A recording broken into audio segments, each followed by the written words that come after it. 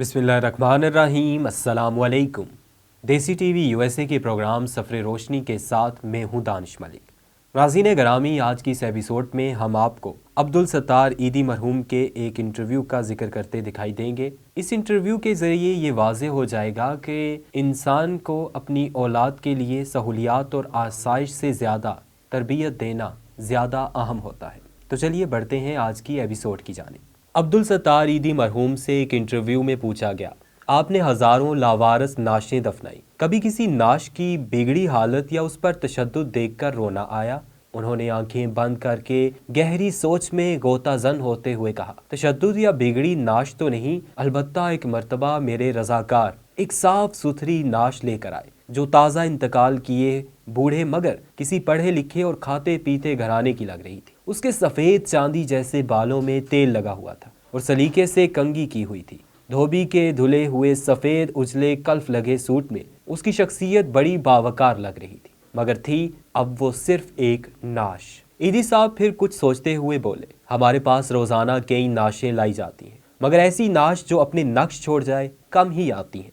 इस नाश को मैं गौर से देख रहा था कि मेरे रज़ाकार ने बताया। उसने कराची की एक पोश बस्ती का नाम लेकर कहा कि ये नाश उसके बंगले के बाहर पड़ी थी। हम जो ही बंगले के सामने पहुंचे तो एक टैक्सी में सवार फैमिली जो हमारा ही इंतज़ार कर रही थी, उसमें से एक नौजवान बरामद हुआ और जल्दबाजी का मुजाहरा करते हुए एक लिफाफा हमें थमाते हुए बोला, ये तदफीन के अखराजात हैं। फिर वो खुद ही बड़बड़ाया, ये मेरे वालिद हैं, इनका ख्याल रखना, अच्छी तरह गुस्ल देकर तदफीन कर देना। इतने में टैक्सी से आवाज़ आई, तुम्हारी तकरीर में फ़्लाइट निकल जाएगी। ये सुनते ही नौजवान पलटा और मज़ीद कोई बात किए टैक्सी में सवार हो गया और टैक्सी फराटे भरती हुई आंखों से ओझल हो गई। ईदी साहब बोले, इस नाश के मुतल्लिक जानकर मुझे बहुत दुख हुआ और मैं एक बार फिर उस बदकिस्मत शख्स की जानब देखने लगा जो मेरे सामने मौजूद था, तो मुझे ऐसा लगा जैसे वो बाजू उठाए मुझे दरख्वास्त कर रहा हो अपने दोनों हाथों से कि ईदी साहब, सारी लावारिस नाशों के वारिस आप होते हैं,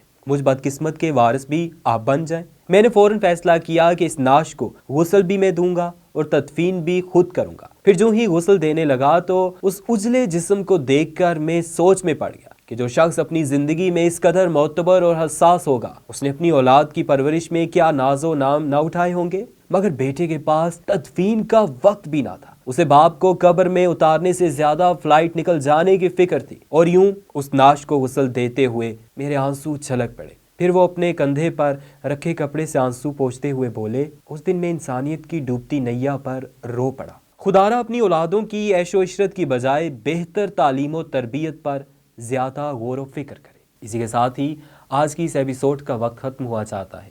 अगले जुमे एक नए मौजू के साथ हाज़िर होंगे। मुझे दानिश मलिक को दीजिए इजाज़त। अल्लाह हाफिज़।